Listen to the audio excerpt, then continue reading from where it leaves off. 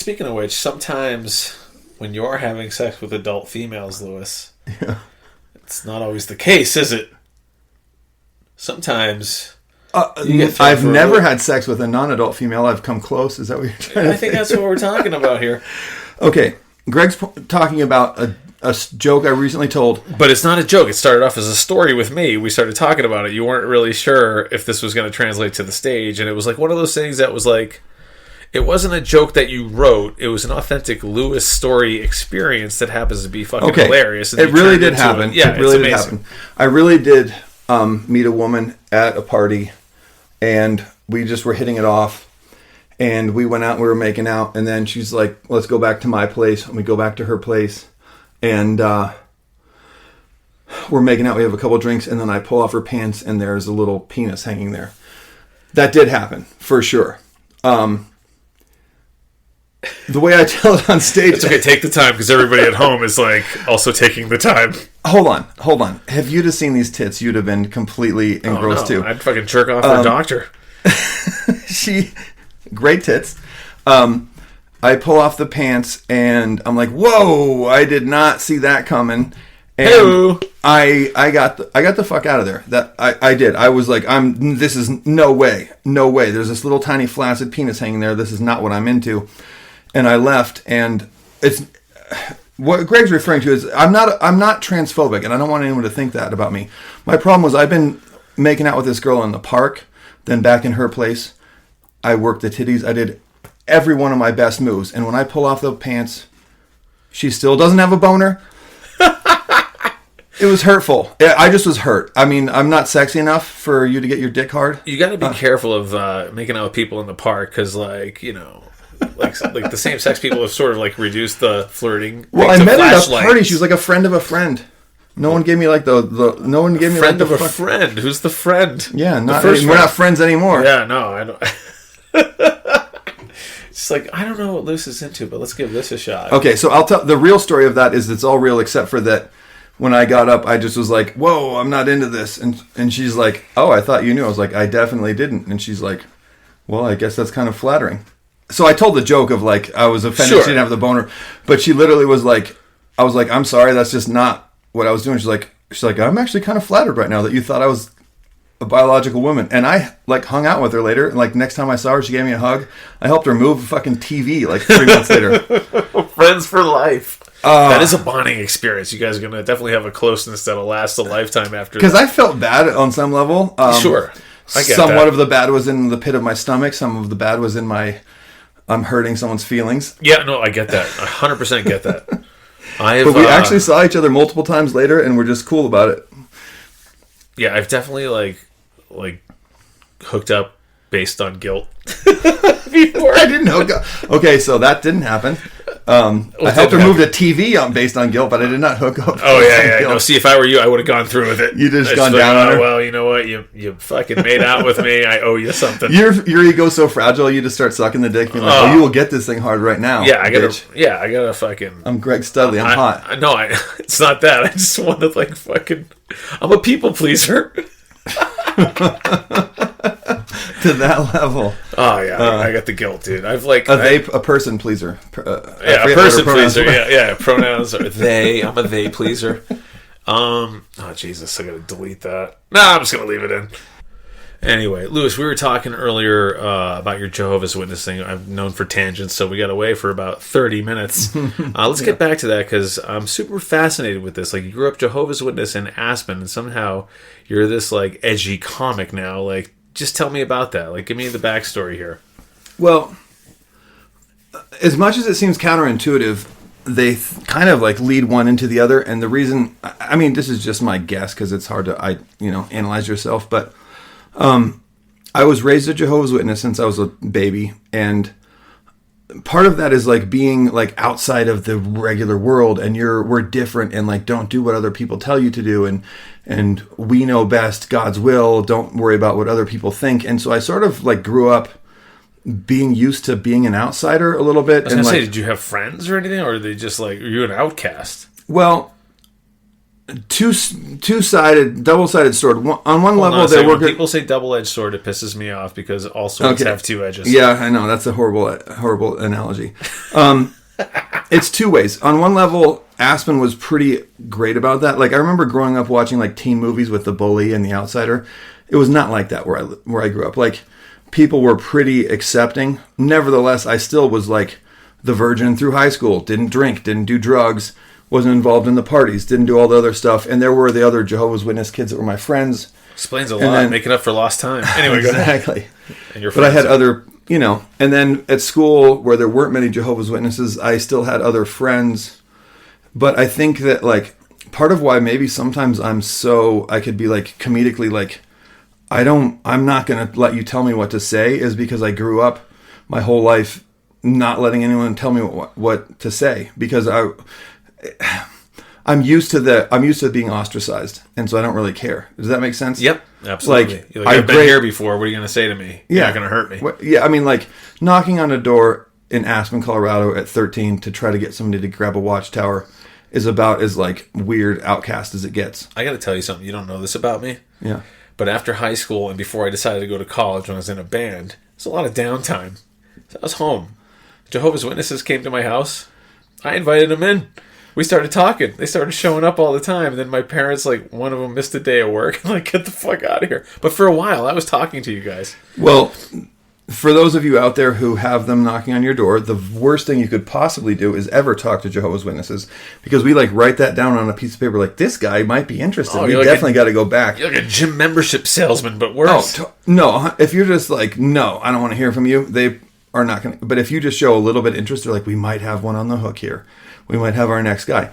And I mean, I was like authentically believed that I was doing like the Lord's work and that like I was going to help somebody overcome their bad satanic worldly side. And so if you talk to me, I was coming back. And I know that, I mean, most people, it was just like maybe a weird curiosity. Most people were rude and nasty, to be honest. Right, like, but it's so funny how you've come full circle and now become the worst person to have an intervention. Sorry. No, that's not a problem at all. I mean, I get it because literally, like, I believed it. I wasn't like, you know how there's like people in church that just like do it because their parents make them. I thought it was real. I didn't have sex till I was like 24. I didn't smoke weed or do any kind of drug until I was like over 30. Wow. And it's in a lot of ways it's like been helpful to me because like there's a lot of shit out there that's similar. Like when I see somebody who's like the huge Trump supporter that thinks that he got his election stolen, it kind of reminds me of Jehovah's Witnesses. It's like, no, we have the special knowledge from the inside. Better people that really know. We know the real truth, and all you dumb people out there don't really know what's going on. And it's helped me to like identify like shysters and like cult belief mentalities. Yep. And also, I mean, comedy can be kind of a clique at times where people tell you what you can and can't say. And I'm like, hey, dude, I grew up knocking on doors in a little tiny rich ski town. Everybody it was 5,000 people. Like, you knew who I was if you saw me on the street. I was going to get identified and ridiculed for it. And I did it. And I don't believe in that anymore, but it put me through this, like, you know, like Hell Week as a SEAL or whatever you want to call it, to where like, there's nothing you can say to me that's going to make me feel worse than being that like 13-year-old kid when the hot girl at school was like, I saw you knocking on doors trying to sell watchtowers. And you can perform in front of a room of 7 people with their arms crossed who refuse to laugh and just walk away from it now. Yeah, it just doesn't. Yeah, it just doesn't really get under my skin that much. And you know, the world's crazy right now, and it's taught me to be like, think for myself a little bit. And I try to be, you know, because there's so much, like, everybody gets angry about everything. Like I have a gay joke it's like the opposite of homophobia. The end of the joke is basically like, we're all the same. I don't care who you're trying to fuck. We all have the same issues. But as soon as you say gay, or I say gay at the beginning, somebody's going to get offended. Right. And I just am like, I don't care. You're using an adjective. You got to describe things in life. Right. We can't describe things in life anymore. But that, like, anger or ostracism from the crowd just doesn't affect me like I think it maybe affects other people, to where I'm like, I'm just going to keep doing what I'm doing, you know? Yeah, absolutely. Like, and speaking of like anger and gay, I lived with a gay roommate and he had ganger, which is like retard strength. So I said that, it's super offensive twice, but like I'm telling you, If you anger a gay guy and he's your roommate, you just let him win. Are they strong? Oh, Ganger is strong, my friend. The force is strong with them. Oh my God. I did the dishes after that shit. Did you? Oh, yeah. Wow, like chimpanzee? What if there was a gay, retarded chimpanzee? Oh my God, that thing could fucking bash through walls with a single swing of it. Well, we're writing the screenplay for that superhero. I love it. I love it. But like... I smell sitcom.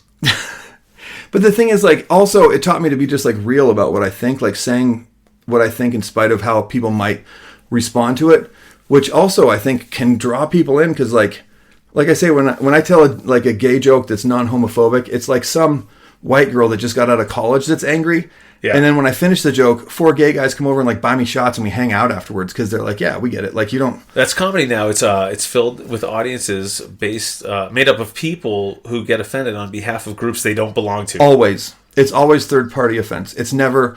If I have a joke related to Mexican people, Mexicans come over. Literally, in Denver not too long ago, had these 3 Mexican girls come up to me after a joke. They're like, we just want to tell you that joke is not racist, and you're funny as shit, and please keep telling that joke. And, 20 white people are like, I'm not sure I should laugh at that. Like, oh, dude, I did a show last week where I did this joke about how there are words in the English language that make perfect black people names, and the whole front row was black people. And the guy I'm opening for is black. He's from Chicago, Mars Timms. He tours nationally. Yeah. I remember, yeah. And, he always requests me when he comes to Colorado, and he knows the kind of shit I do. At the end of the show... This old black couple came up. They ignored Mars and they sat with me and they were talking to me and they wanted a picture with me.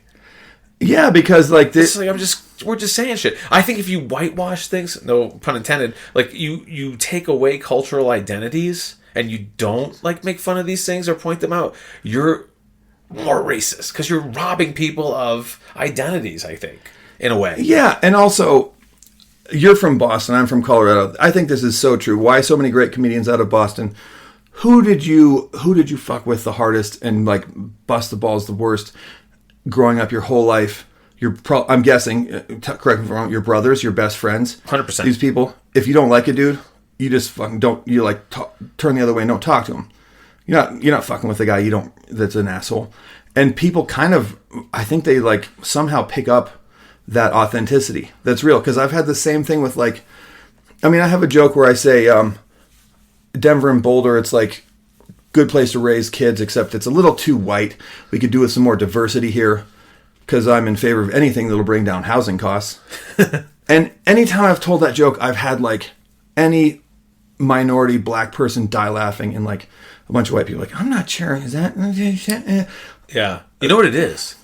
It's a quiet form of bullying. Yeah, it's you know what it is? It's like my church growing up. In that church, you couldn't tell a dick joke or a sexual joke because God didn't like that. And you're an impure, bad Christian. And now it's the same emotion fundamentally with a different wording to it. I'm better than you. I'm a good person and you're a bad one because you told the joke. Except everybody knows that you're not actually promoting any of those things. Or I didn't invent racism with that joke about gentrification. I'm making fun of I'm guessing half the people that are offended probably think that in their actual head. It makes fun of white people. Anyway. Yeah. Fuck, dude. Yeah, so the moral of the story is comedy's tough lately. I think it is, but I think that leaves open more opportunities because as people fall into anything. Who's going to be the rebel? Who's going to be the outlier? Who's going to be ostracized? Those are the people who will be noticed. Yes, you have to be unique and if you toe the line, you're invisible. Yeah, and how do so many people not get that? It's very clear that the only way to get anywhere in anything related to creativity is to be different. And yet so many people are trying to be the same. Yeah. Because they're scared of the conforming. The backlash. Yeah. Do you want to hear the joke, by the way? Yeah, which joke? The black name joke. Oh yeah, let's hear it. So it's I feel like there's words in the English language that are perfect black names, but you have to sound like the mom calling those people in for dinner in order for it to work. Okay. Where it's vociferous, torrential, alopecia, dinner's ready. I feel like that's, I had a joke related to that. What do you got? That when after I got divorced and I moved to Denver, I had Epiphany. She's this black stripper. I saw that coming like the dude in Austin Powers and the bulldozer. No, but like, I don't know. It's just like, it's like if you can go around pretending